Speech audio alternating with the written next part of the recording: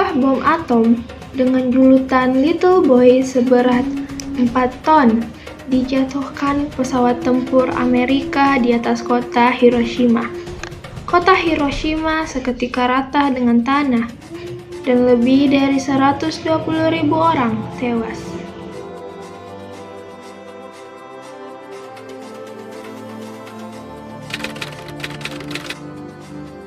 Pada tanggal 7 Agustus 1945, Jepang membubarkan Badan Penyelidik Usaha-Usaha Persiapan Kemerdekaan Indonesia (BPUPKI) dan kemudian membentuk Panitia Persiapan Kemerdekaan Indonesia atau PPKI.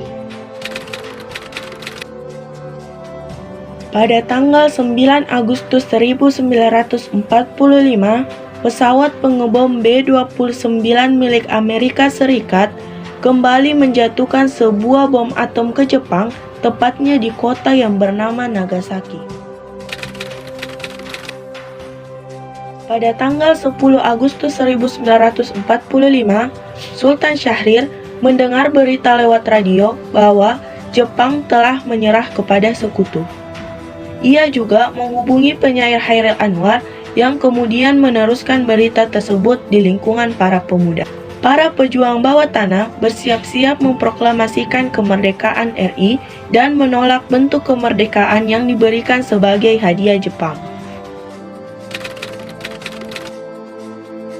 Pada tanggal 12 Agustus 1945, Soekarno, Muhammad Hatta selaku pemimpin PPKI dan Rajiman Wedioningrat sebagai mantan ketua BPUPKI ke Dalat bertemu Marsekal Terauchi yang menegaskan Jepang akan menyerahkan kemerdekaan kepada bangsa Indonesia. Pada tanggal 14 Agustus 1945, Soekarno, Muhammad Hatta, dan Rajiman Wedioningrat kembali ke Indonesia.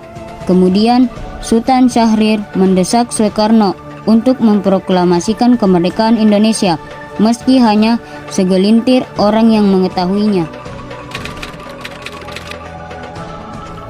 Pada tanggal 15 Agustus 1945, Kaisar Hirohito menyatakan secara langsung bahwa Jepang telah menyerah tanpa syarat kepada sekutu.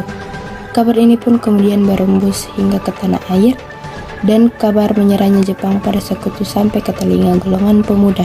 Dan kemudian para golongan muda mendesak Soekarno untuk segera memproklamasikan kemerdekaan paling lambat pada tanggal 16 Agustus 1945. Tetapi Soekarno menolak karena ia ingin meminta pendapat terlebih dahulu kepada anggota PPKI. Pada 16 Agustus, Bung Karno dan Bung Hatta diculik para tokoh pemuda dari perkumpulan Benteng 31.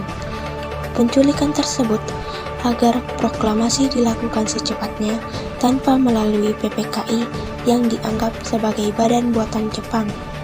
Malam hingga pagi, Soekarno dan Muhammad Hatta bersama golongan muda dan golongan tua membahas perumusan naskah proklamasi kemerdekaan Indonesia di rumah Laksamana Maeda Tadashi.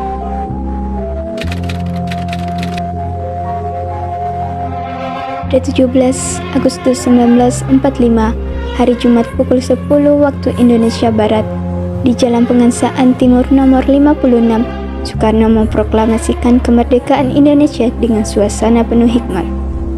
Setelah proklamasi selesai dibacakan, kemudian dikebarkanlah sang saka bendera merah putih yang dijahit oleh Ibu Fatmawati, oleh S.K. Trimurti, Suhud, dan Latif Hedraningrat. Dengan secara spontan dibarengi dinyanyikan lagu Indonesia Raya yang diciptakan oleh W.R. Supratman.